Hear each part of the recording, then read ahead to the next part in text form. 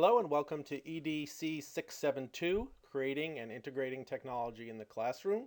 This course is offered through Buffalo State College at the State University of New York.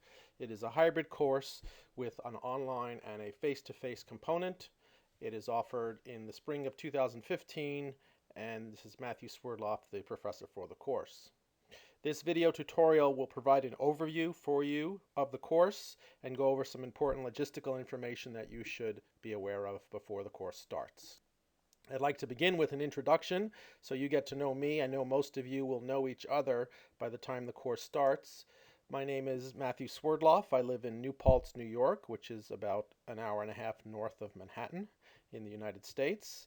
And I've been teaching at SUNY Buffalo for over a year now. I'm also that's a part-time part of my job. I also work full-time in a K-12 school district in New York State as a director of instructional technology.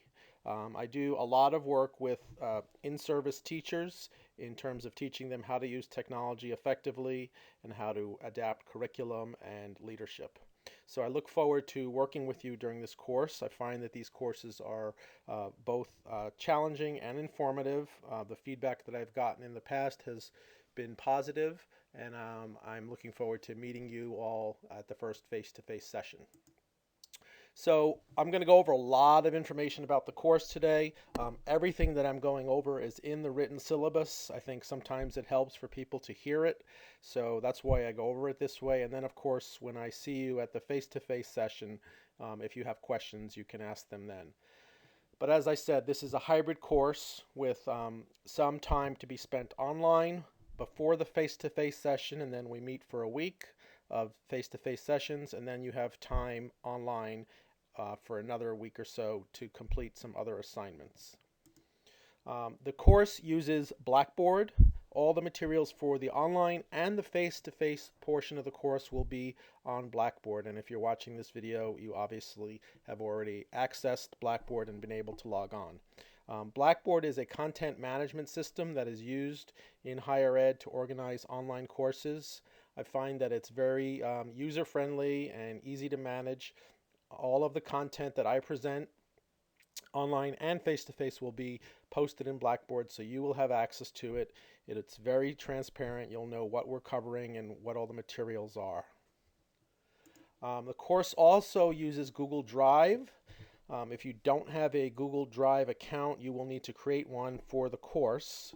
That's just a matter of creating a Gmail account and accessing Google Drive with it. I use Google Drive because it's an efficient way for you and I to share files. It's an efficient way for me to collect your assignments, grade them, and return them back to you.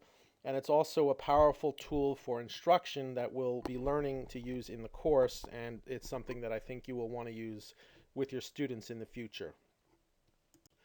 So let's go over a little bit of the general information I'm going to be covering today, the schedule for the course, the specific times and dates for all of the sessions. I'll be covering the module structure for the course, the 4 projects for the course, and the requirement for online discussions. So this is kind of, as I said, a very general overview of the entire course to get you started working on the online portion. So let's take a look at the detailed schedule for this course. So as you know, this is a hybrid course. There is some online work that's completed before and after our face-to-face session.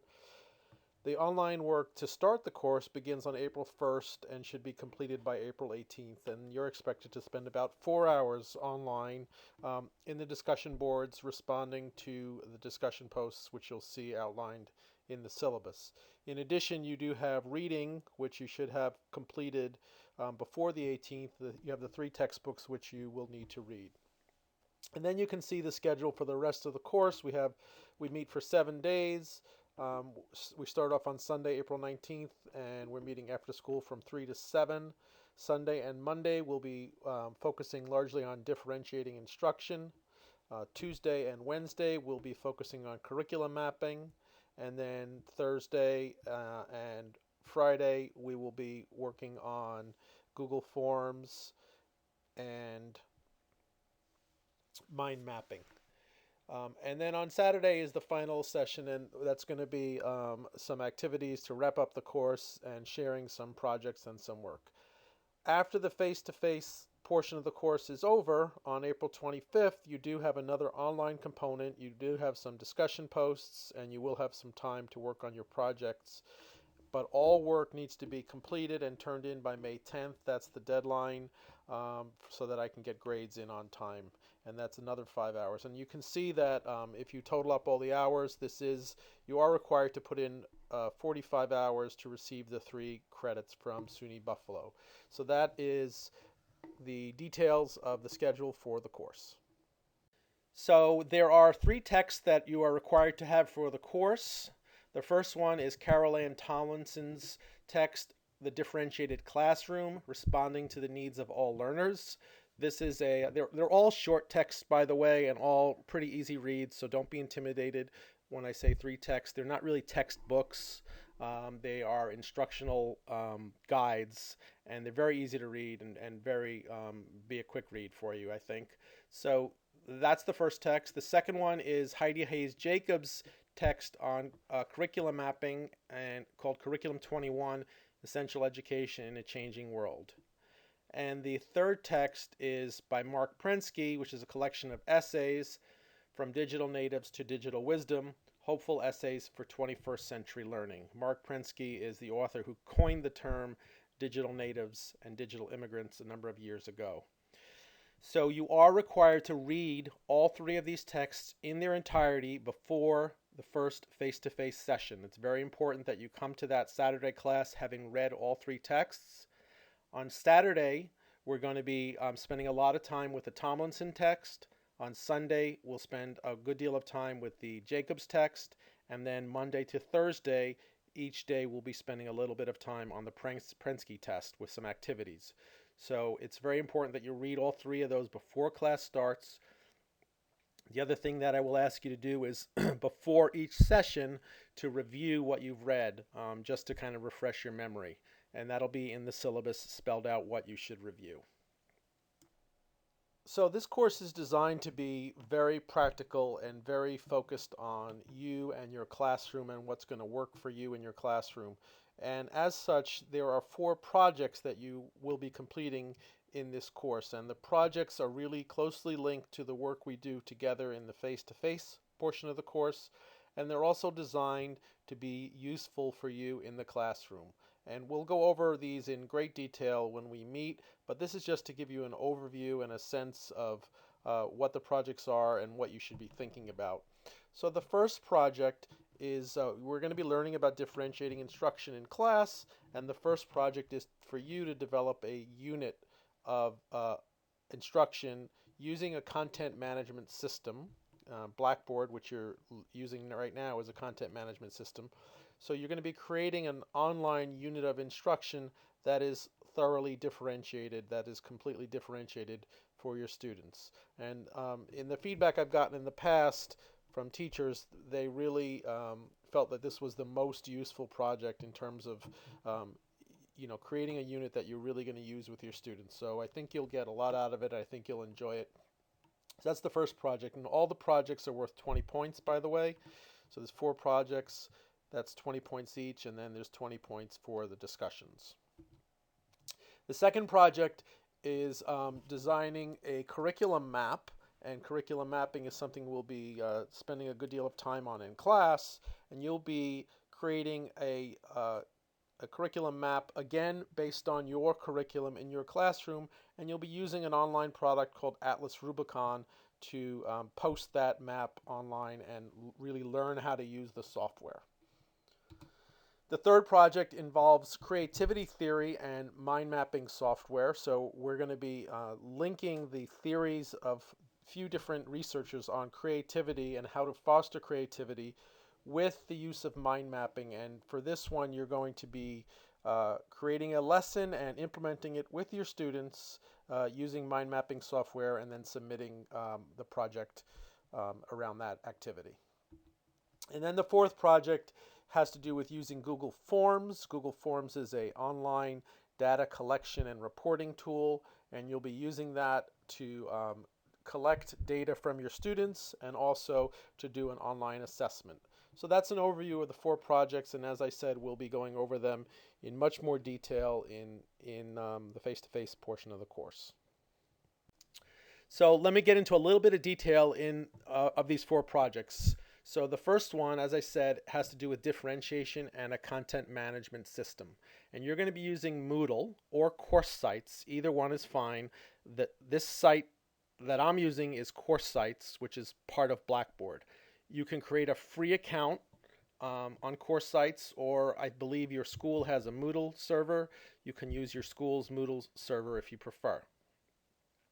And you're going to develop a unit of instruction that's something that you can really use in your class. I do want it to be aligned to your school's curriculum or Common Core state standards if you're using those.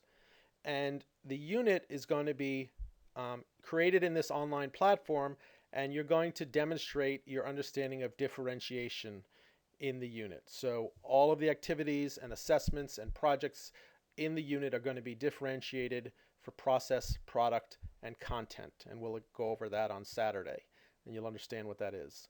The unit should last approximately 1 week, and you're going to submit that using Google Drive. And I'll explain that when we meet.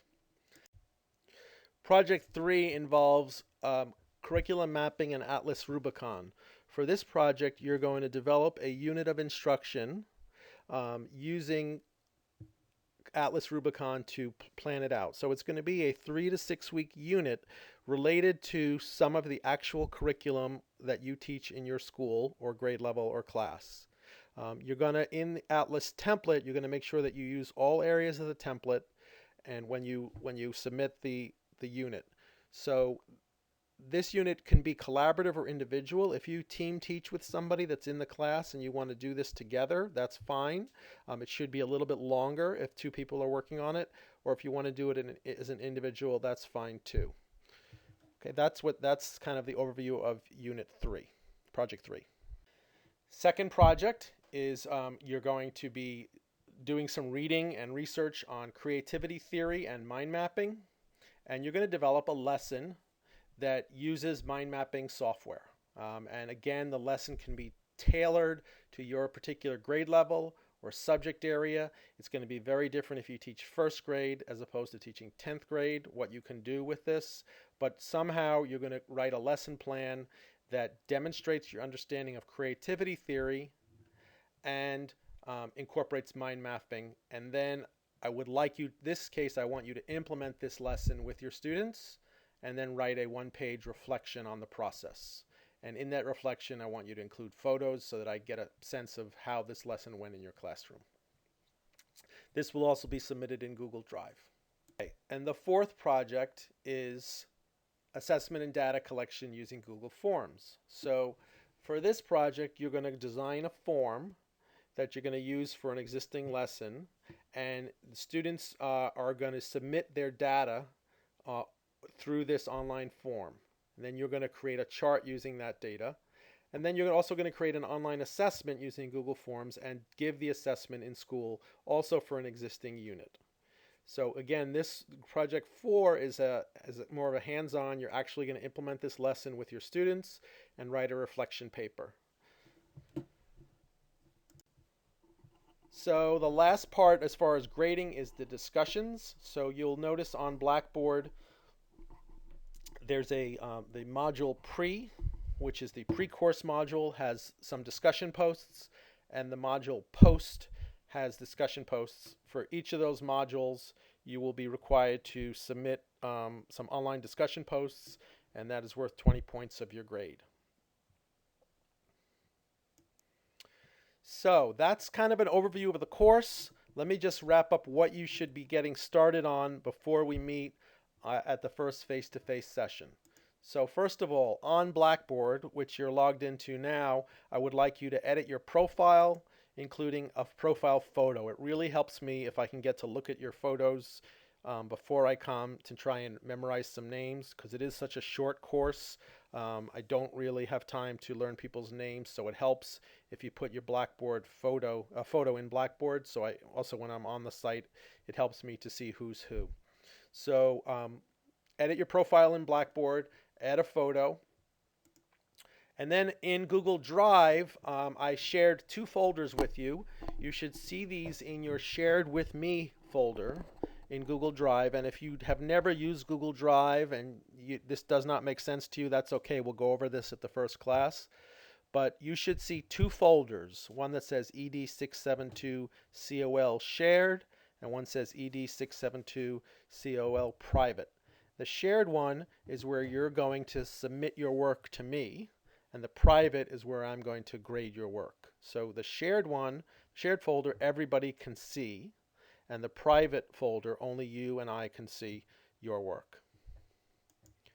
I want you to review the entire course site on Blackboard, look over all of the modules, look over all the information, just to get a sense of what's what.